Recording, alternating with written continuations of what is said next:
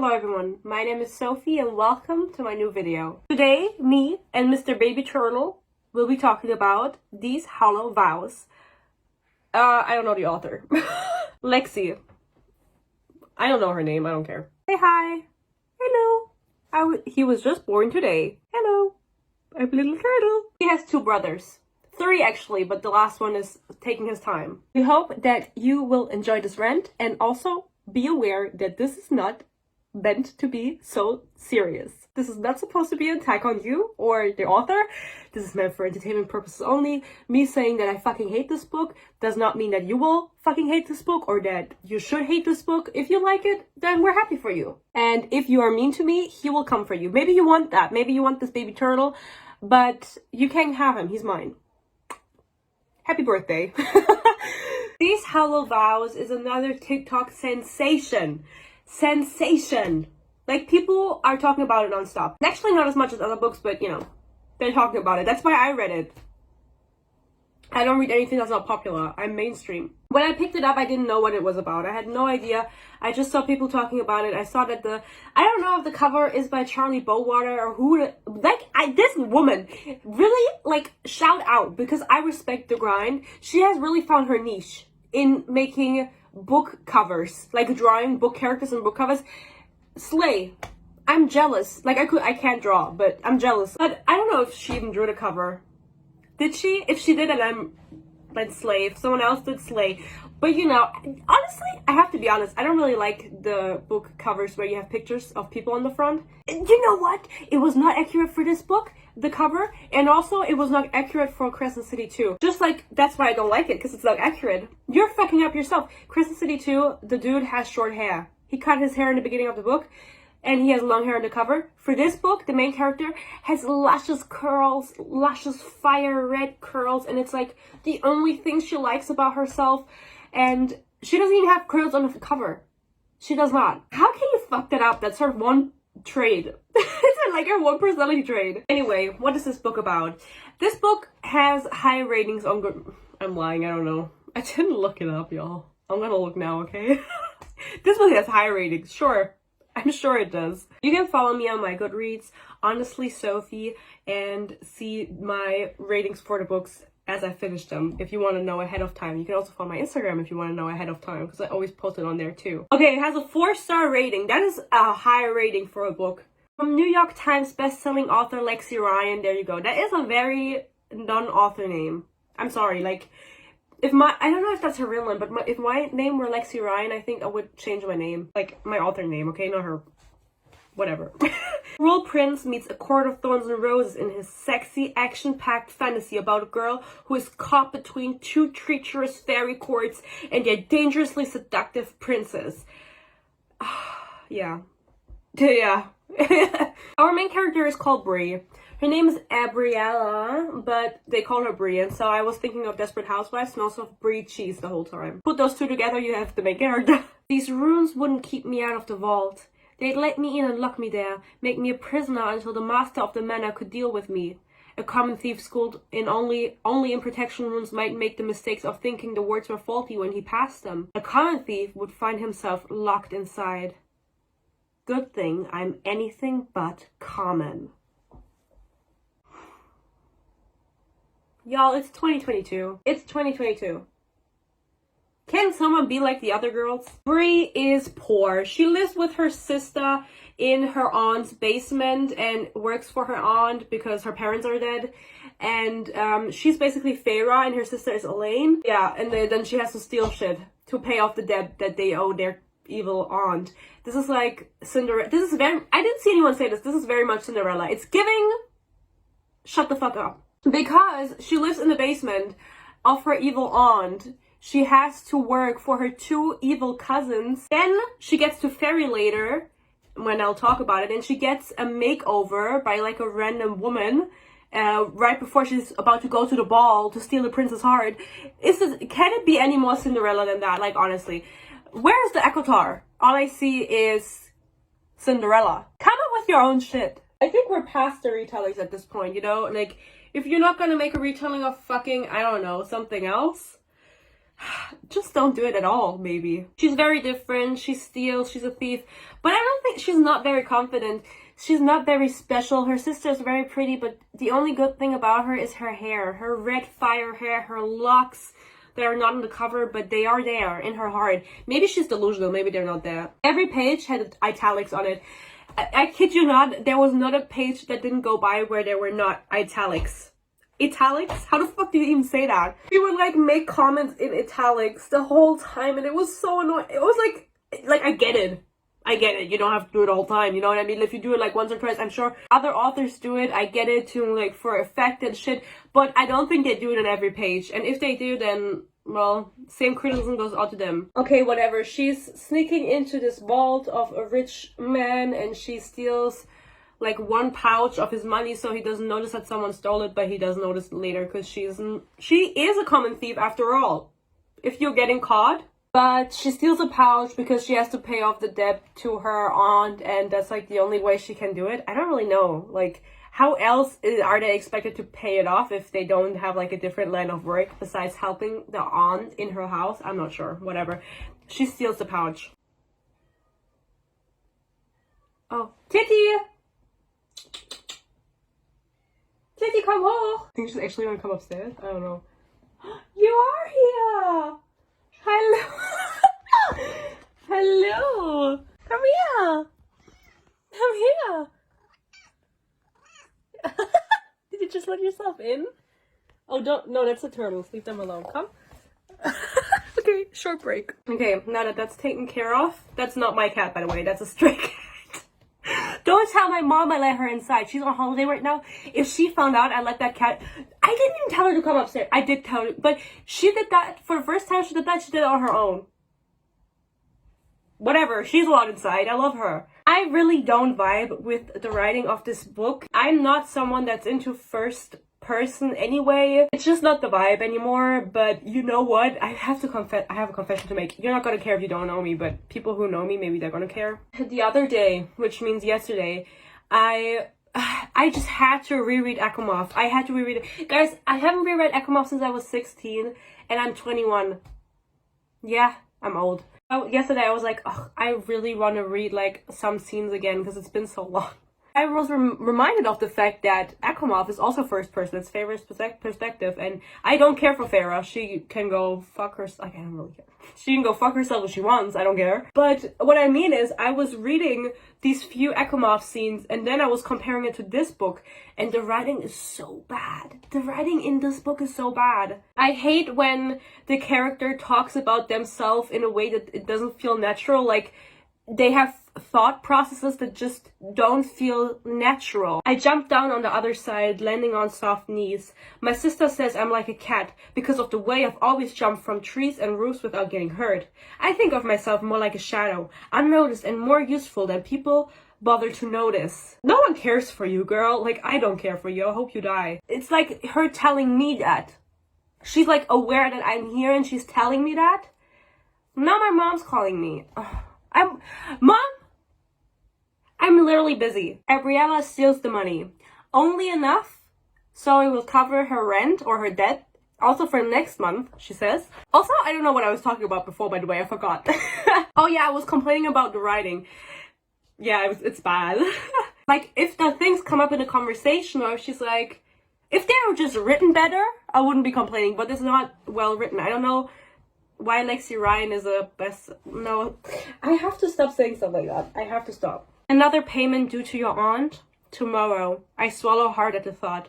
I'm 17, but I'm magically bound to a contract that will, at this rate, keep me in Madame Vivia's debt for the rest of my life. When my sister and I signed ourselves into servitude 9 years ago, Uncle Devlin had just died and Mom had abandoned us. The payments Madame V required then seemed reasonable and much better than the whatever. I didn't screenshot further, but that writing feels so weird. I'm 17, but I'm magically bound to a contract. You're 17? Maybe that's why you're a little bitch. I was a little bitch when I was 17. She steals the money and then she pays off the debt of her friend who has a daughter, and they're like, oh, her little daughter, her young daughter, but she speaks in like full sentences. She's like a grown-ass girl. she's like older than a toddler, but I have no idea how old, because she's like, oh yeah, her young daughter who speaks to me in full fleshed out sentences. So like, how old are we talking? Like, how young are we speaking? There's nothing in my head. No clarification. So then she gives them the money because the daughter signed away her life in a contract or whatever. She's like, take the money, like I'll be fine or whatever. And then her friend is like, thank you so much. Bye. And she goes home. Turns out there is a magical ball happening, because in this land there are humans and fairy. The Sealy Court, which are the good fae, which I have to mention this because let me tell you something. I read The Cruel Prince, The Folk of the Air trilogy, and I'm not allowed to speak on it anymore. That's what my lawyer says. I don't have a lawyer, no one says that, but because I didn't like the series and I posted a review about it, about each book, and people hate me. People hate me. When you say you don't like The Cruel Prince, people hate you. You saying that you don't think Gerard? Who's that? Gerard Leto? If you say you don't think Jude is a good character or like as great as everyone says, people will hate you. So I don't speak about it anymore. But in that book, I was complaining about the fact that nothing about the Fae was ever explained. She just assumed that if you're reading a fairy book, you know all of the Fae lore. I don't know what Sealy and Unsealy is. I had to it's not that hard, but I had to guess out of context clues because in The Cruel Prince it was never explained. Now this book was the first time it was ever explained because I don't read fairy stories except Sarah J. Maas, and there are no Sealy Fae in that story. So she invented her own Fae system. She's the queen of Fae. So the Sealy Court is having a fairy ball where humans can go because the prince is looking for a human bride. And I was like, why? Because why? Like, I genuinely don't know. I'm guessing it's because humans are more fertile than Fae. That was my best guess. Because like, why can't you look for a Fae? I don't know. Because yeah. But that's just the Fae lore that I know. That Fae are like not as fertile and children are rare. So he's looking for a human bride that can bear him many children. Yeah? Is that it? Am I right? I don't know. Bree, this is the Sealy Court, the good fairies, the fairies of light and joy. You don't know that, I snap. You don't know they're good. Her smile falls away. I'm a jerk. In italics. Sorry, I'm just tired. So tired. Again, in italics, the next line, okay? You see my point? You know as well as me that there are no good fairies. Just degrees of evil and cruel. She hates fairies. Brie hates fairies, okay? That's her one thing. And then her sister convinces her. She's like, yeah, they're bad, but like we can still go. And then she's like, what do you mean we can still go? And her sister is like, yeah, well, because you can just steal from the fairy queen. And then Brie's like, you know what? That is the best idea I've heard ever. I'm just gonna go to the fairy ball, not because I want to marry the prince, but because I want to steal from the queen. Her sister really wants to go because they want to find their mom. Her mom several years ago disappeared to fairy with a fairy, and they haven't seen her since. And so her sister is like, oh, if we go to fairy, I will find mom. And it's like, no, you fucking won't. That bitch is probably dead, and she is. She is dead. I could have told her that. Yeah, we're gonna go to fairy. I'm gonna find mom. You're gonna steal from the fairy queen. And then Sebastian comes, and you're gonna be like, who the fuck is Sebastian? I was imagining the crab from Little Mermaid the whole time. The whole time, it was a crab. It was crab, and he was a crab. Oh my god. He's like the apprentice next door. He's learning magic because there's mages in this. I wish we would have seen more of the mages. He's like super hot. He's super big. He has pine green eyes, silver hair, a little bit longer, a little bit of man bun, and his name is Rowan. Just kidding, it's Ronan, but really? Ronan. He looks like Rowan from Throne of Glass, and you just changed one letter. That's a bold move. Yeah, he's actually the fairy prince, if I'm just gonna fast forward a little bit. So she calls him Sebastian because he poses as a human, and she thinks he's human, but he's actually the fairy prince Ronan. I didn't like the name Sebastian. That is not a fairy name. It's a very human name. And the other dude is called Finn. Also not a fairy name. I need me some reason. chill. At this point, she doesn't know he's the prince. He's like, I don't think you should go. I don't think it's a good idea. She's like, I have to go. I have to fight my mom and steal from the fairy queen, because if anyone can do it, it's me. I don't think you know everyone in the world. Like, honestly, like, what makes you think that you're the best thief? Do you know anyone else? She can't be that good of a thief if they are short on rent or off their debt every month. Can't be that good. So then they decide to go to Fairy, and actually, you know what? Oh yeah, wait, the plot. Bree decides to go to Fairy because her sister gets sold to One Direction. Basically, the aunt sells the sister to the unseelie king, so the evil fae king. Sorry, I'm sick. I'm sick of this shit. And then Bree's like, oh, now I have to go to the ball because I have to save my sister. We'll talk about that in a second. I can't believe I'm actually excited about this gown. Jazz is her sister. I didn't say her name because whatever. Jazz knows how I feel about dresses and not being able to move freely, so she designed mine as loose-leg pants that'll pass as a skirt when I stand. This makes me reconsider all of my life decisions. Why do I have to read about lines of I hate dresses, I love pants in 2022? You don't know. I'm this close. Like, there's this much missing of me writing a fantasy book and publishing it and having it hyped up by Booktok. Like, this close. Like, because it's so easy. It's this is what y'all like. Like, it's no. This, okay, whatever. Could have given it 2 stars. I didn't because I'm petty. From Blood and Ash, if I could, guys. Oh, my boss is calling me.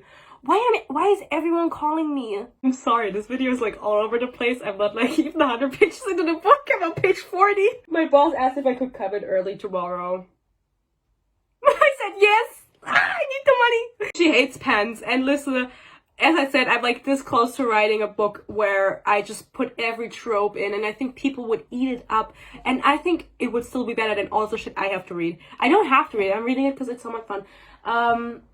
Listen, I have PTSD. I can't get over the fact about life story. Are you ready? I'm sorry, this video is like, oh, it's so messy.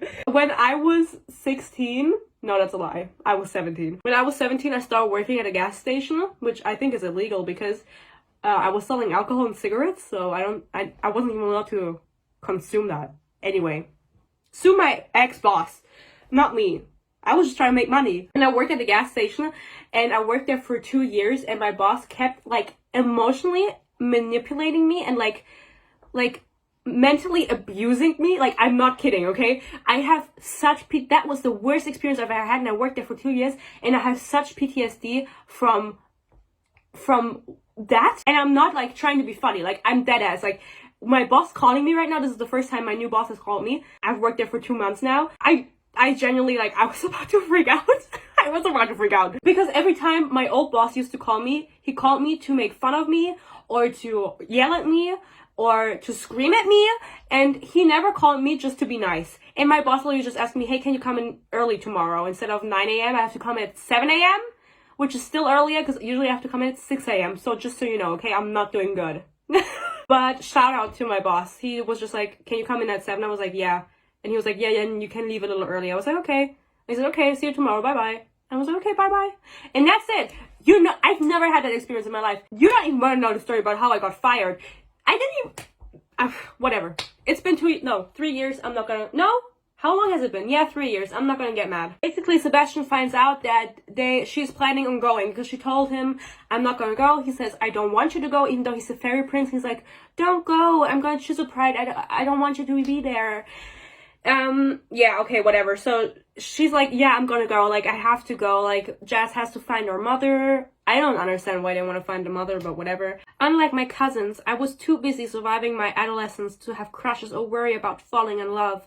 But then Sebastian moved in next door, and the first moment I saw him, I felt something different in my stomach, in my lungs, all along my skin. When he opens his eyes, he studies me for a long time. So long that my cheeks heat, my skin tingles, my breath comes short as I wait for his soft lips to find their way towards mine. Bestie, I think you might be allergic to Sebastian, because like your skin is tingling. Like, are you okay? That is not normal. That is not normal for a crush. I shake my head. Bash, I'm not going in hopes of becoming a fairy princess. I'm not that girl. Shut the fuck up! I hate YA, y'all. I hate YA. I think I have to start reading New Adult because aren't they less annoying in New Adult? I'm not gonna become. I don't want to become a fairy princess. I don't even like dresses. He touches my cheek with 2 fingers. Which ones? And tucks an errant lock of hair behind my ear. I'm entranced by the sensation of his rough calluses against my skin. He has calluses on his fingertips? Anyway, now, while they're having a conversation, it turns out that they sold her sister to One Direction. Actually, since they sold her to the unseelie king and he's the evil king, I think they just sold her to Liam Payne. You don't know? You're officially too far behind on your payments, and Mother has had enough. Bakken, which is the house goblin, slave, just took Jaslyn to the fairy traders. Poof! Gone. Just like that. Ugh, I hate when they try to end chapters on like a cool note where you can really tell that they're trying hard to make the end of the chapter sound nice, and it just sounds like you're trying too hard, bestie. I mean this with peace and love. Like, if you want to send me an arc, like, you can buy my opinion, definitely. Like, I'll do anything for money, but like, you didn't pay me, so I'm kidding. If she said, like, I'm not like other girls once, maybe I could forgive her, but she keeps reiterating, like, she does not want you to forget that she is different. And it just, I don't know if I'm, like, over-exaggerating, but it gets on my fucking nerves. I have to read sentences like, I'm not like these women. I've never wanted to be a fairy princess, never dreamed of the day I could dance with the immortals at one of their legendary balls. So are you better than them? Like, what is the issue? Like, let them be.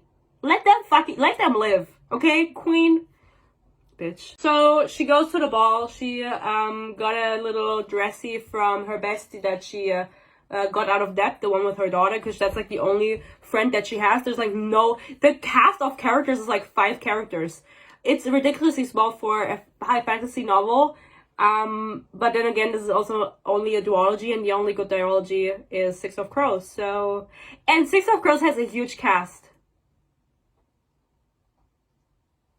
Make of that what you will. She makes it through the portal to the magical fairy place, and she's like wrecked. Like, she looks like absolute garbage, because actually before she went through the portal, the men of the dude that she stole from were hunting her down, so she's not looking really slay or cute at all. And there's this random ass woman, as I mentioned, in the forest, and she just gives her a Cinderella makeover, because this is a Cinderella retelling, at least in the beginning. I'm not used to clothes that restrict my movement. I mean, I've been taught all my life to be on my guard and fairy, and if I need to run or something. Oh, why are there so many lines like that, girl?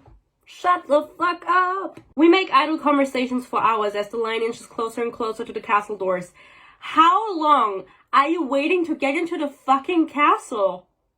4 hours? How many people are there? What is the time frame? I don't know, but they're talking 4 hours, and they're just making idle conversation for hours. How can you make idle conversation for hours? What are you even talking about? She gets let in because a lot of people are let go of. They're like, you're too ugly to go inside, and of course she's super pretty with her hair and shit. She also knows how to dance for some reason. Listen, I'm not sure how her family was before. Her dad died at some point, and then her mom went to fairy and her house burned down, which is why she lives with her aunt, and it's like a whole big deal that her house burned down because she's like traumatized, and she actually died, and then she was brought back to life by a fairy king.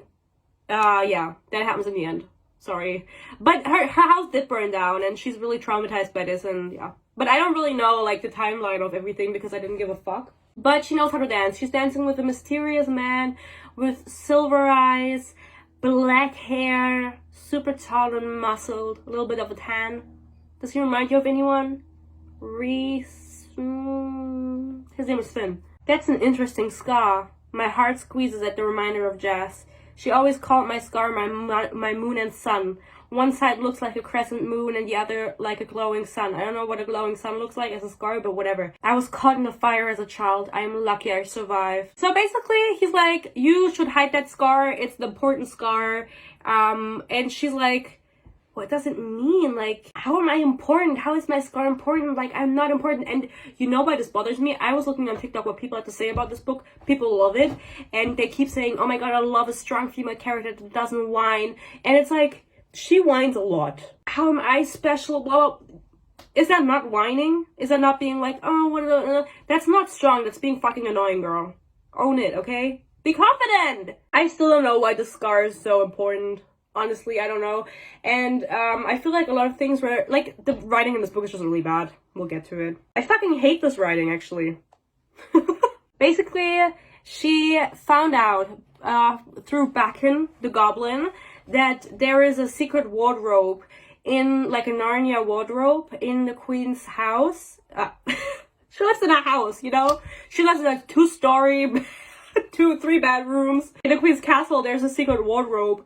And if you go through it at midnight, there is a portal to the Unseelie Kingdom, because she's in the Seelie Kingdom right now, and so she's trying to get there, to get to the Unseelie King to get her sister. She doesn't have a plan. She's just like, I'm gonna get my sister and leave. She doesn't know how she'll get back. She doesn't know anything, but she's like, I'm acting really practical. There's a quote about that later that really pissed me off, because she straight up went there with no plan. She does not have a single plan in mind. She's just like, I'm gonna get my sister and then we'll see. I need to find the wardrobe. I've already lost too much time. And then there's like a page, like a divider. And the next sentence is, I found it. Am I reading a fucking movie script? Like, dead ass. Like, what is that writing? I found it. I need to find it. I found it. What is that? What is that? That does not flow, girl. There's no flow. There is no vibe. There's nothing in this book. I cannot believe I read this. She falls through the portal at midnight, and she is like directly in front of the, no she's not, but she gets to the Unseelie King immediately. I don't know what she was thinking, like where the fucking thing was gonna lead and that she was not gonna get captured or whatever. She didn't think, as I said. She falls through, and then the king is like, if you want your sister back, you have to find 3 artifacts for me, because without these artifacts my court is weak. Because he's also like not the rightful king or whatever. He needs like the crown to be the rightful king, but he doesn't have it. So she needs to find 3 artifacts, and then her sister is gonna be free. And then she's like, why don't you send one of your guards? And then he's like, well, you're just gonna do it. You're the best to do it. Oh my god. Oh my god. Tomorrow, the king continues, the prince will choose 12 young women to stay at the Golden Palace as potential brides. You'll offer yourself as his bride and infiltrate my enemy's court. While you're trying to win young Ronan's hand, you'll retrieve some of my belongings that the queen has had for a bit too long now. You will need to win the young prince's heart and his trust to gain access to these magical artifacts that have been stolen from my court. You must bring all 3 to me if you want your sister back. To return home. Sorry, I'm just making up my own story. And she does it. At first she's like, I'm not gonna fucking do that, and she gets locked up in a cell, and then the next day she's like, yeah, I'm gonna do it. Because like, honestly, I don't know why she was like, I don't know what her plan was, you know. She didn't have a plan, so I don't know why she didn't just agree on the spot to be like, okay, yeah, I'm gonna do it, if you promise to return my sister home safe, whatever. I don't know why she's arguing, because like, what, she has no bargaining ground or whatever. It's so stubborn for no reason. No reason. There has to be another way, I say. They say that a lot. They say it like 4 times. There has to be another way. Every time I thought of Harry Potter. So he's not the rightful king on the throne. His brother was, but he's dead. And now Prince Finnegan is the rightful heir to the throne. And his uncle is on the throne, but not rightfully. And so Prince Finnegan is just chilling, and Prince Finnegan is actually Prince Finn that we met earlier, that she danced with at the ball. I thought this was going to be like a selection plot with like, oh my god, we're choosing 12 women to win the prince's heart, but you never see one of these women. You never hear any of their names. Brie never participates in anything related to this. She just chills and hangs out. There are no like contests or anything, which I would imagine there are. There's nothing.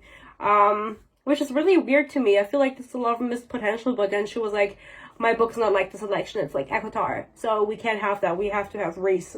Give me Reese. Give me his big fat cock. Sorry. I'm going insane. As I told you earlier, Prince Ronan is actually Sebastian from her hometown, and she finds this out.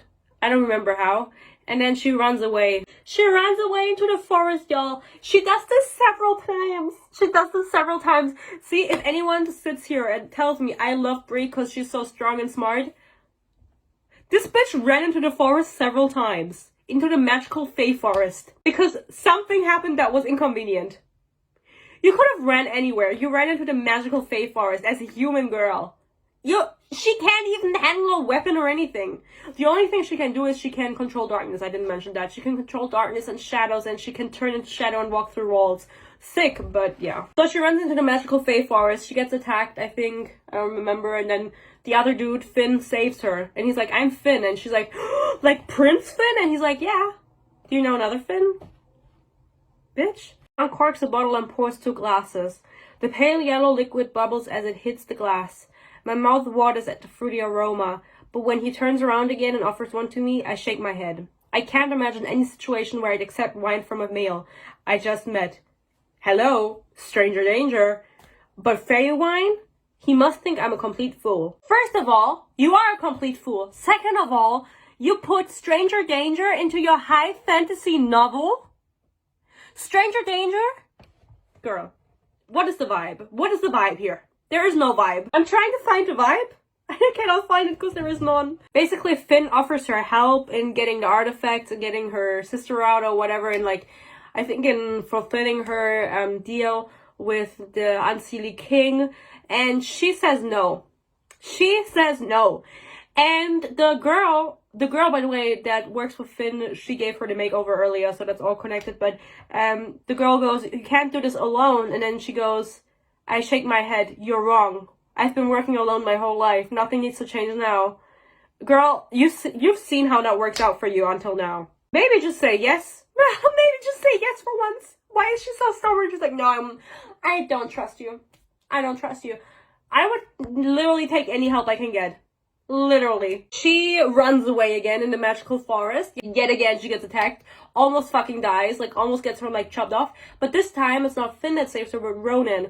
And he's like, oh my god, can you forgive me for my deception that you thought I was human, but I'm actually the Fae Prince? And she's like, yeah, I want to be in the selection. And he's like, okay, you can be here because I love you. And she's like, I love you. And they love each other. I don't really get the vibe. Anyway, they have no connection. They have no chemistry.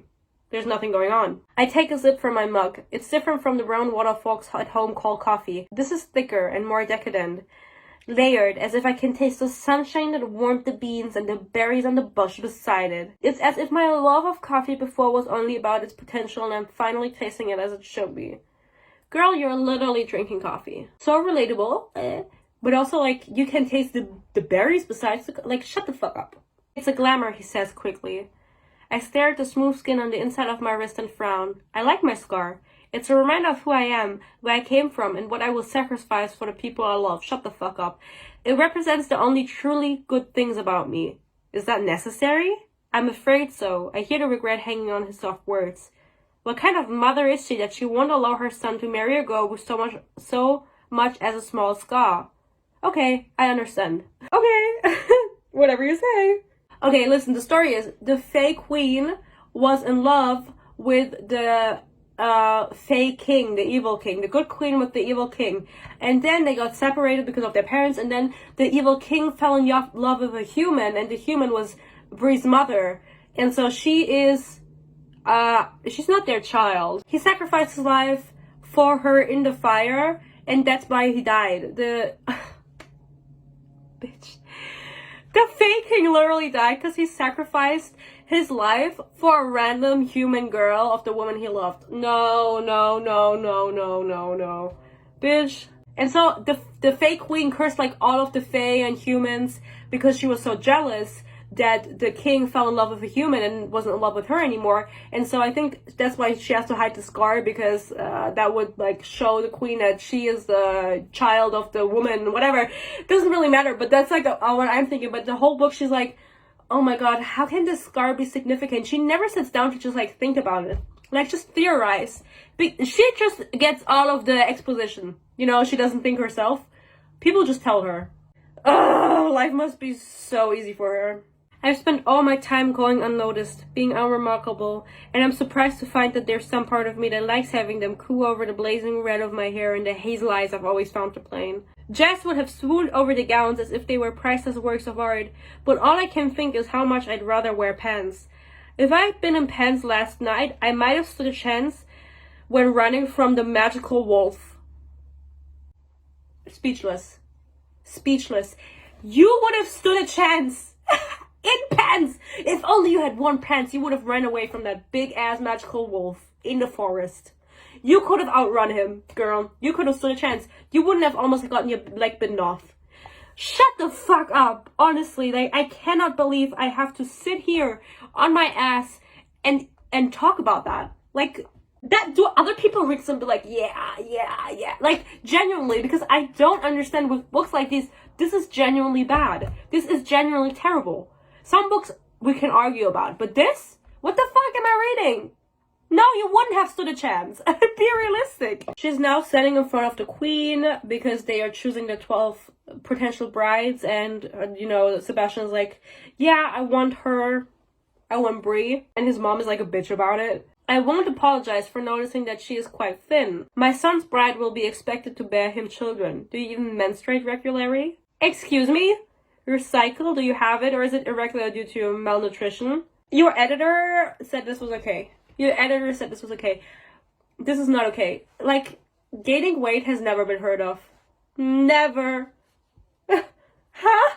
Of course she gets her period. She, like, clarifies on the next page. She's like, of course I get my period and I get it regularly. Like, what the fuck kind of question is that? And then the mom is like, well, I'm going to send someone to check up on you in 2 weeks. And that person just never comes. No one ever checks up on her. We don't follow through with things. Just as she never participates in the selection and there's, like, nothing ever going on with that. I don't know. I don't know. I have no idea.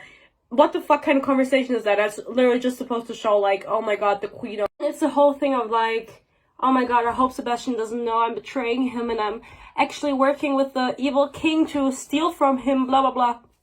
And I don't know why she keeps thinking, oh my god, I think he found out whenever they sit down to have a conversation. But, like, do you really think he would sit you down for a cup of tea to talk about the fact that you're helping the enemy king steal? I think he would be in a dungeon before you knew. Like, I don't think there would be a conversation beforehand, girl. I don't understand this whole selection thing because he's like, oh, it's traditional. But, like, I don't think anyone ever did it before because there was a great fairy war and then all of the fae died, okay? So there's, like, no relatives alive of his besides his mom. And I don't know how long ago this war was. And I don't know what's going on in the first place. As awful as it might seem from your point of view, it is important that we continue the royal bloodline. I have no siblings and my grandparents and great-grandparents were killed in the Great Fae War. My mother and I are the only royal Seelie blood remaining. Though some of my ancestors had the luxury of marrying for love and hoping to be blessed with children over time, I don't. Being born into privilege comes with responsibilities.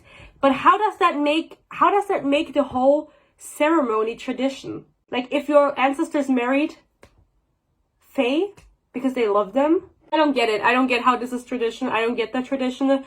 I genuinely need Sebastian to shut the fuck up. Why would you want to help me when I'm working for the king who wants you dead? You mean the false king? Kane says, his voice sharp. Kane, whatever. Side character. Finn snaps his fingers and his wolves obediently return to his side. The missing relics make my court weaker. My people are suffering and I will do anything I can do to help them. Even if it means strengthening your uncle. I smell something. And it's not, I don't know what the next line is, but maybe it's a fart that she smelled. Because, like, who the fuck uses the line, I smell something? And the next line is probably, and it's not honesty or something. I didn't screenshot it, but, like, I smell something? Girl, what is it you're fucking smelling? Who uses that line? Literally, I don't know. I would just go ahead, marry Sebastian, and save my sister because I don't think it's that deep. The bargain that she has with the king prevents her from telling any Seelie that she has the bargain, so she can't outright say, hey, I need these artifacts to save my sister, which is kind of unfortunate, but I don't know what the deal is because she's like, I can't marry him. This is not the life I want to live. I would never be able to live in fairy when so many humans are suffering, and it's like, there's people that are dying, but it's literally like, I would just marry Sebastian, save my sister, and call it a day. She's in love with him, he's in love with her. Well, or is he? I just got a new Instagram follower, thank you. Go follow me on Instagram. But I don't know what the big deal is, y'all. It's not that deep, just marry him. She keeps meeting with Finn in secret to practice her power because, as I said, she has darkness powers that she got from the king who died for her. That we'll find out that later, but she's practicing it with Finn because when they touch, I get this feeling, and every time we touch, I swear I could fly. No, that's literally her though. She has some kind of connection with Finn. They have zero chemistry because no one ever talks about anything but the plot in this book, so there's like literally no character development. I don't know anything about these characters besides the fact of like what their goal is now, but like anything else that makes them a person, I don't know anything about them. Genuinely, they never have a conversation where they're like, I like this, you like this. There's nothing defining about them, and that is why I don't see the connection between her and Finn or her and Sebastian. They have no chemistry. Especially her and Finn, I don't get why they are in love with each other. They are in love with each other. Like, they have a connection, as I said, because every time they touch, she gets this feeling.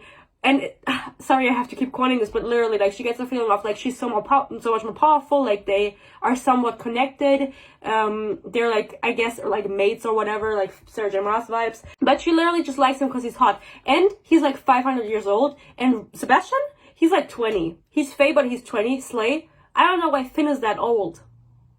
Just make him 22. I didn't really vibe with the shipping because she's like, oh my god, these emotions he has, like he makes me feel blah blah blah. What emotions? What emotions? How are they manifesting? Because he's hot? Like, I get it, but like the fact that she like is willing to cheat on Sebastian, they're not officially dating, but who's been there for her for 2 years and she actually has a connection with, for Finn. Like, I want her to fuck Finn, sure. I like him more than Sebastian too because he's like mysterious, but you get what I mean? Logically, it doesn't make sense. If it's spent too quickly, a fairy can die from using her magic. Have you never heard of they, them pronouns? A fairy can die from using her magic. They are talking about fairy in general. Why her? Why are you using her? Why are you not using their? Do I have to give you a fucking grammar lesson? I'm literally German. Like, I literally don't know English. And I'm sitting here. But they're like talking about magic and that there is, they can run out of magic, you know, Throne of Glass, Aquatar, we've seen it before. And also that there is a bond, because there is a mating bond in this book, but I think that's just like general fairy lore, just for Sarah J. Maas is more specific, where they connect through a full-on ritual, and not just like the woman cooks the man a soup, and then the man accepts the soup, and then the mating bond is snapped into place for Aquatar and Throne of Glass. Do you remember that? It goes, I reread that scene yesterday. It goes back to those primal beasts that we used to be. You have to cook me food, and that means you accept them. Oh my god, girl. Don't do that. But they go through a like ritual with like stones, and it's kind of cool with like marks and shit. Yeah, so there's a bond. And then they're bonded for life. They're for lifers. You live in the palace, searching for the unseelie relics and holding your own with that two-faced cord. You come here and train your heart out. Why do you do it all? To save my sister. It's not the same. I'm acting logically, not desperately. You are literally desperate, girl. Do you not remember how you went into the fucking portal to go to the ball and you had zero plan? Like, you had zero plan what you were going to do when you got to the unseelie court. I'm not being desperate. I'm being logical. You are not being logical. You have not been logical in any point in this book. You refused all help. This line, like, literally set me off because I was like, she is literally not being logical. She is being desperate every single choice she makes. She runs out into the woods. Like, I do have to repeat myself. Like, I'm really over it. I don't have to repeat myself. You get it, okay? She is a little bitch and she deserves to die. I hope she dies at the end of the second book, because she doesn't die in this book. She does. Actually, she's died like twice in her life. I hope she has a third time and stays fucking dead. She has a crush on Finn, she realizes, because he's hot and they're training together and they have a connection. And she actually just ends up... Now my friend is calling me. What the fuck? Yeah, I've never gotten this many phone calls in a day. She ends up asking Sebastian if he can just get the mirror for her. And he's like, I will do anything to make you happy. And so he just brings her the mirror. And then she's like, show me my sister. And she's like, fine. And she doesn't even think twice about it. After Finn warned her to be like careful of the mirror, because the mirror doesn't, like, it's not truthful. Like, no one's saying that it's actually exactly showing what is happening. Maybe it's just showing what you want to see. And it turns out it is, because her sister is miserable in a cell. but the mirror is showing that she's like living her life, like, you know, like in a fucking room and chilling out. And it's not true. She's running in a fucking dungeon. And this girl does not fucking question this until later. Until she sees her mother like dead in a ditch in the mirror. She's like, oh, yeah, maybe that wasn't true. Maybe. Basically, Finn gets attacked, and she's in the room when he arrives, and no one in this room pays her any mind because they are concerned about their prince dying because he's not healing and he's hurt, like massively hurt. And this happens multiple times where they're like talking about something important, and she's like, why is no one paying attention to me? Like, I'm literally asking questions and no one's answering me. Like, maybe they have something else in their mind right now, girl. Like, stop being so entitled, okay? Princess, because that's what he calls her, Finn says, and I open my eyes to see that I've blanketed the two of us in darkness. The only light between us comes from those captivating silver eyes. Is he like shooting light beams out of his eyes? Like, what the fuck is going on? The only light comes from his eyes. Huh? Then we get the knockoff Suriel because this one girl has a daughter and she can see the future, and she just talks out of her ass basically, and then she's like, oh, you're gonna be queen. And then Bria's like, I'm not gonna be queen. And then she's like, oh yeah, you're not gonna be the Seelie queen, you're gonna be the unseelie queen. Or no, she just says you're not gonna be the Seelie queen, and Bria's like, what does that mean? Like, I'm not gonna be the Seelie queen? She doesn't even think like, oh, I'm gonna be the unseelie, no. I'm not gonna be the, I'm gonna be queen but not Seelie? What does that mean? Bitch, she has no, like, connecting dots is not her thing. It really isn't. And then the little girl is like, yeah, you have to die again during the bond ceremony, and then you will thrive or something. I don't really care that much.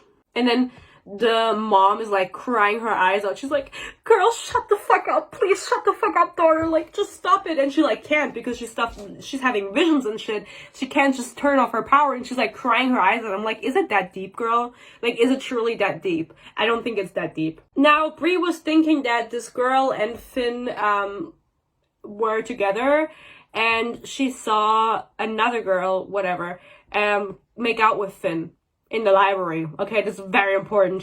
They were making out in the library, and she's super jealous about this. You know, again, I don't get the connection, so whatever, sure, be jealous.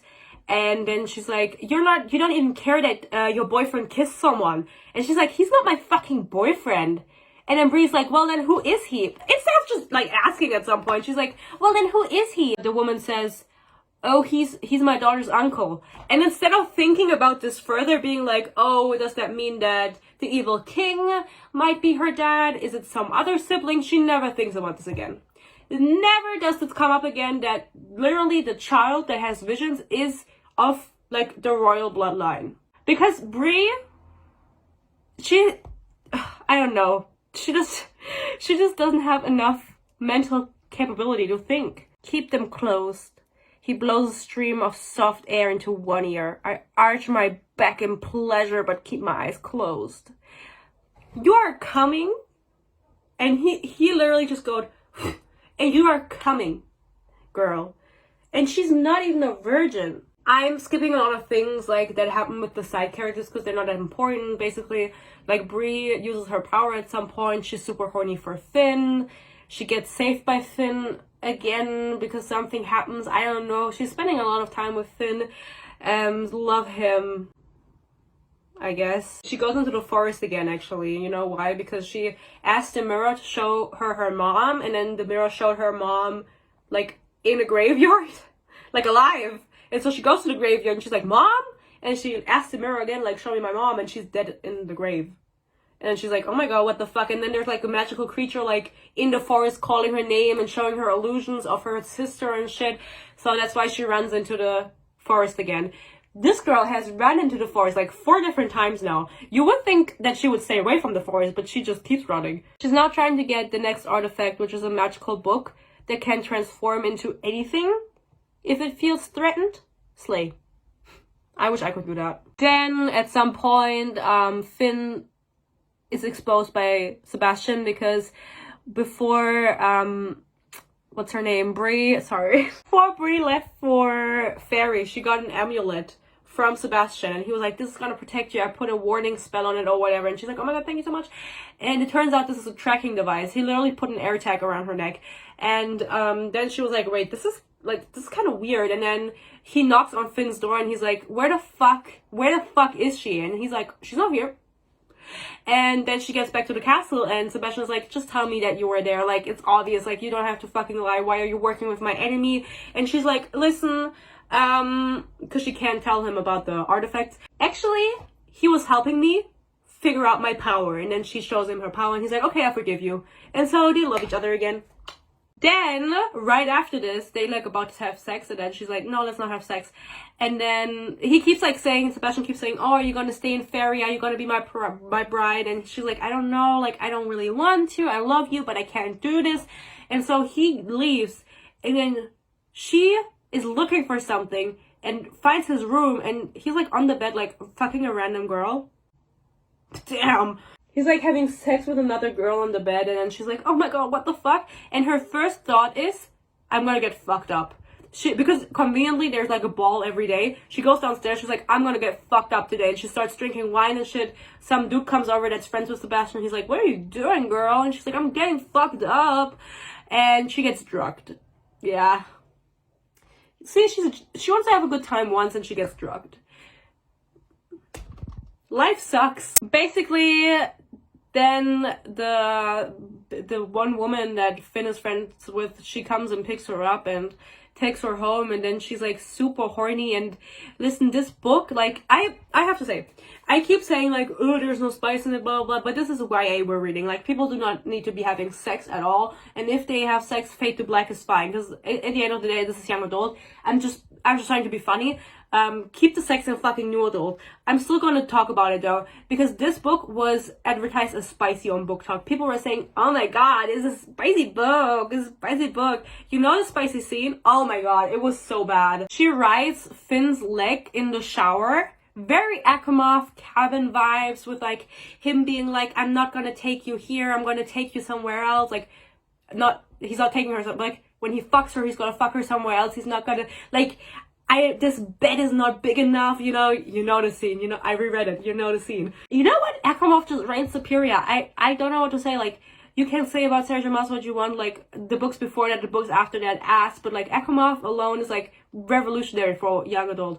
Anyway, slaveries. So she's like riding his leg, and she's like, oh my god, you're so hot, like, because she's like fucked up, she doesn't know what she's saying and blah blah blah. And he's like, no, I'm not gonna fuck you, I respect your boundaries, like, I'm not gonna take advantage of you, blah blah blah. And then I don't know if she comes because she just goes fuck, and then she goes limp, and it doesn't even say I climax or anything. So I don't know if this was like an O situation, or like a fuck, I'm tired. Very vague. Saying this book is spicy is not just, like, it doesn't justify itself. It is not a spicy book, okay? They make out several times. She rides a leg, and that's it. I think they do have sex at some point, actually. Her and Sebastian, but it was bad. It's not very explicit anyways. This is YA. So then she finds out the story of the Unseelie and the curse that they are under from the goblin, I think. Let me just tell you, like, speedrun, because my phones are about to run out of battery. The Unseelie have been cursed. For 20 years they've been cursed by the queen, by the fairy queen, because of the king being in love with a human. And so the Unseelie have been living as mortals for 20 years, and using magic shortens their life, okay? But they can't talk about it because it's a curse. And this curse was put on them by the fairy queen because she was jealous of the king being with a human. And so every time they want to use their power, they have to sacrifice a human. But this is only for the Unseelie. And the Seelie can't hurt the Unseelie. Whatever. Do we really care about the plot at this point? And to end this curse, basically, Bree has to kill the queen. Okay? Slay. By the way, she never thinks about her dead mom again. She also doesn't really think about her sister much, even though that's like the whole plot. She like just forgets about it.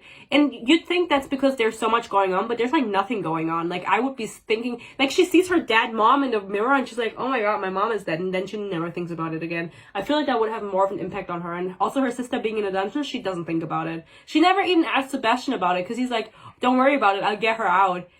She doesn't ask about it ever. And he's like, why do you never ask? And she's like, oh, I forgot. And then they never talk about it again. This is like in the beginning of the book. She's not a virgin, guys. She's not a virgin. She's 17 and last year she fucked someone for whatever reason. Like, I don't know where they did it, because like she lives in the basement with her sister. I think they said it, but I didn't pay attention. And then she has sex with Sebastian because they love each other and they trust each other. And then she steals the book that she has to steal. You remember? And this is like the climax of the book. Ha! And she also climaxed before that. She steals the book. And then the guards are like running her down and Sebastian's running her down, but she teleports to the king. And she's like, here's the fucking book. Like, there you fucking go. What's the last artifact? And he's like, I need the crown. Because the crown of the Unseelie, only with that crown are you the rightful leader. And only then can you use the full power of the court. And she's like, I don't know what the fucking crown is. It's been lost for like 20 years. And he's like, yeah, because you're the crown. And she's like, I'm the crown? And she's like, no, he's like, yeah, you're the crown. And then she's like, what the fuck do you mean? And then he tells her the story about the sacrifice and how she was saved, even though she was dead in the fire. The things we lost in the fire. And then she's like, okay, slay. And then like the crown appears on her. It's like a crown of stars or whatever. Yeah. When a fairy king dies, he chooses which of his offspring will take this throne. When he makes that choice, his power passes to the heir, and it is only with that power that the land truly recognizes a new king or queen. But the king didn't pass his power to a son or daughter. He gave it to you. It was the only way to save you, to heal you, and to protect your mother's mortal heart. Whatever. So she is the king, basically, and then she sits on the throne. She feels all the magic. She kills the king. The king is dead. Then she sees the catacombs of Finn, where all of the dead people are that he has sacrificed to use his magic, because he keeps them in the catacombs, in like whatever, kind of morbid. And then she's so disappointed in Finn. She's like, how could you kill all these humans, because they have to kill humans, which is the curse, you know, because the Unseelie fell in love with the humans, so they have to kill whatever. And she's like, how could you do this? And so she decides to go to Sebastian and marry him. She bonds with Sebastian. And she dies during the bonding ceremony, like the little girl surreal knockoff told or predicted. But she could never be a Seelie queen, so what does this mean? So she takes the potion, which turns her into a fae, and she wakes up and she realizes, by the way, she has two mates that work for her, and they are twins that look exactly alike. Akatar Slay, you know, Pharaoh also had twins that took care of her, whatever. Whatever. It has to be twins. Can't just be two random girls. But they're like, oh, hey, how you doing? And she's like, what the fuck is going on? She did this with the bonding because she was like, oh, Sebastian definitely loves me. Finn is deceiving me, blah, blah, blah. Like, Sebastian is the one true choice. She didn't know that she was going to die and be turned into a fairy. That was all Sebastian's plan, because it turns out he's biracial. He is both Seelie and Unseelie. Him and Finn are half brothers. And he wanted to marry or to bond with Bree so he could take the power that she has, the crown, because she has the crown, for himself. Like, that power would transfer onto him, and he would be the Unseelie and Seelie king and combine the two kingdoms. And he didn't tell her any of this, which she feels so betrayed by, understandably so. She finds out that he has a lot of tattoos, which are from rituals where, I don't remember how they call it, but where people were like tributing themselves or whatever, so the Unseelie could use their magic. Every time that happens, they get a new tattoo of a rune, and she was not able to see that before because he was glamored, and she was under the belief that he was only Seelie and didn't have to do it because he just had access to his magic. But no, since he is half Seelie and half Unseelie, he has to use tributes to access his magic, and also has a bunch of runes. She didn't notice. He was lying. She freaks out. She leaves. That's how the book ends. She leaves the castle. That's the end. Wow. What a plot twist. Do you think she's gonna fuck Finn? I think she's gonna fuck the shit out of him. I gave this book 1 star. It was, people were saying it was unpredictable. It was so like something new happened but no. I thought it was very predictable. I don't know how people can't see where this is going. Obviously, she's not gonna go for Sebastian. She's gonna end up with fucking Finn. He's the mysterious 500-year-old guy. What the fuck? Have you never read a fantasy book? And I really couldn't stand Bree because like lines like, you know, the whole pant thing, she kept reiterating it over and over again. It just got on my nerves. And the whole like, I don't act desperate. Yes, you do, girl. be self-aware. She has no self-awareness. I will not read the second book. Like, Peace and Love, I cannot do it. And also, by the way, she cuts off her hair in the end, like a Mulan moment, like girl empowering. We also have left it in 2012, but apparently not. I was thinking between 1 and 2 stars, but then I was like, I've given books 2 stars. Like, that, I cannot do it. I cannot do it. 1 star, honestly. I found it a little bad because I don't know Miss Lexi Ryan. I don't know how successful she is. I don't want to drag her ratings down. It's so crazy to me because I always look at good reviews for these books to know what to expect, and then it's always so different. You know, I experience it so different. It's like, I'm the problem, I know. If you want to be updated on my reading process, you can follow my Goodreads, you can follow my Instagram. I post updates on both. Other than that, I hope you enjoyed this. Thank you so much for watching, and I hope I'll see you in my next one.